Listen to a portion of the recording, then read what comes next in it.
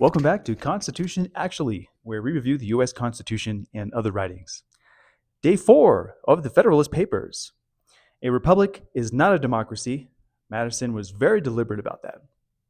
Now, people use republic and democracy interchangeably all the time. James Madison did not. In Federalist number 14, he draws a sharp line between the two. And the founders built one of them on purpose. Spoiler, it wasn't the other one. Now, yesterday we covered Federalist 10 and Madison's argument about factions. Today's paper is the follow-up, Madison making the distinction explicit.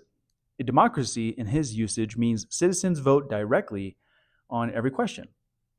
A republic means citizens elect representatives who make decisions on their behalf. That's it. That's the whole difference. But it matters enormously. Madison's problem with direct democracy is the same problem he had with small factions. A passionate majority can vote to trample a minority without any filter or delay. The mob can be wrong. The crowd can be manipulated. And when everyone votes directly on everything, there's no buffer between a moment of collective anger and a terrible decision becoming law.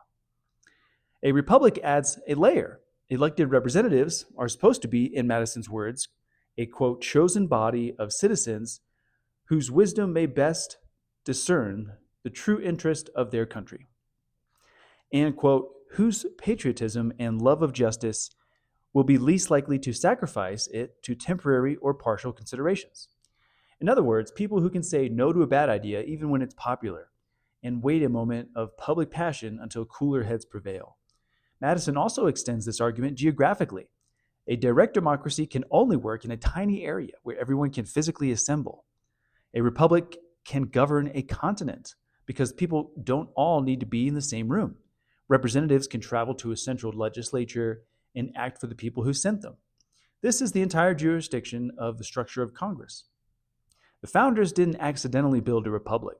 They did it deliberately, specifically because they were worried about what unchecked direct democracy could do. And that doesn't mean their choice was perfect or it's true above criticism.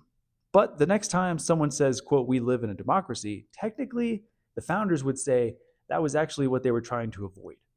And tomorrow, Madison asked the hardest question about the whole system. Is this actually a national government or a federal one? The answer is genuinely weird. Follow along.